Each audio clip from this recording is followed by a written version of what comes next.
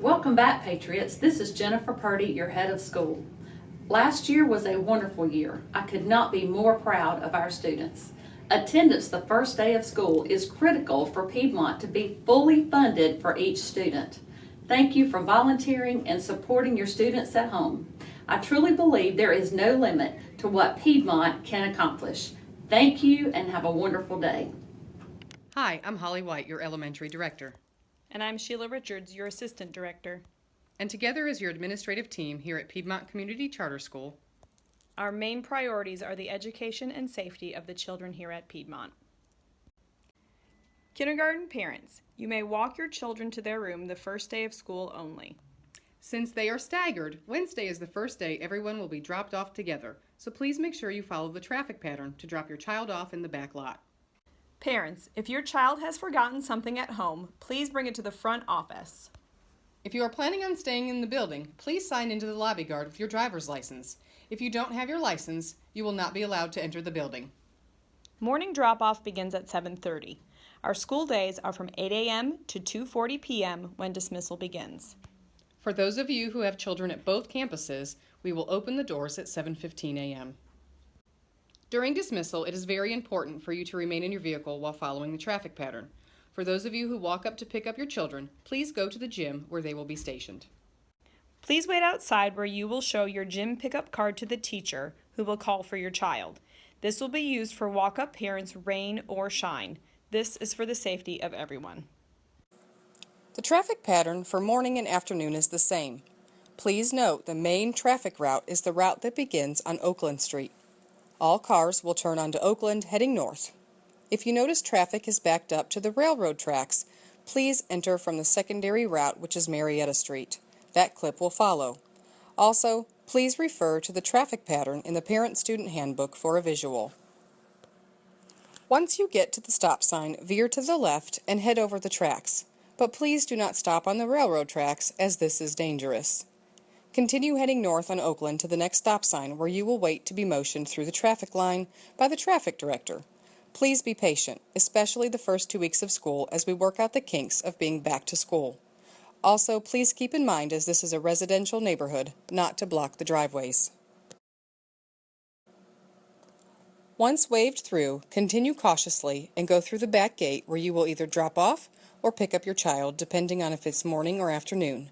If it is afternoon, please make sure you have your child's name on display for afternoon pickup. This is the second route in the event that the first route is backed up to the railroad tracks. Turn onto Marietta Street and head north. Please be mindful not to block driveways of businesses, as they will call the police and report your license plate to them. There is a business that transports students to other schools, and there is also a medical facility that requires EMS to have easy access to their driveways at the end of 3rd in the corner of Oakland. Please keep in mind this is the second route because it is a main access point between Franklin and Garrison. Using Oakland should always be your first option. You will continue until you reach the stop sign for East 3rd Avenue, where you will take a right. Please be kind and avoid parking and driving through any of the staff parking lots at Piedmont. The house that you will see to your left as you are traveling on 3rd actually is Piedmont property, and the parking lot around that is for staff only. This also applies to those of you trying to avoid the traffic line just to do a quick drop-off. This is why we use this as the second option due to all of the businesses, including Piedmont. Once you get to the stop sign, wait on the person directing traffic. The person here will always take more cars off of Oakland Street before taking any from Marietta, because we cannot have cars backed up to Garrison. Please be sure to look both ways even if you have been waved on.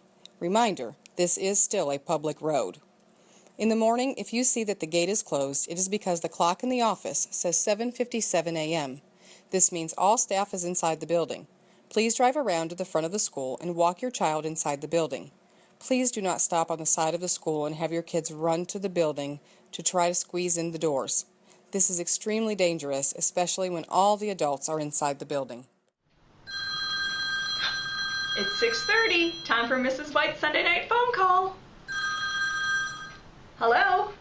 Good evening, Patriot families. This is Mrs. White calling with your Sunday night phone call. Every Sunday night throughout the school year at 6:30 p.m., your phone will ring with a message from myself, Mrs. White, with all of our upcoming information that you would need to know.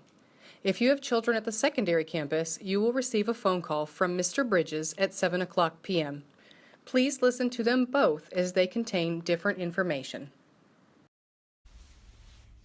Mrs. Richards, some families might be wondering what the difference is between core knowledge and the Common Core state standards. Core Knowledge is the curriculum we use here to incorporate our state standards and is more rigorous than the state standards of North Carolina.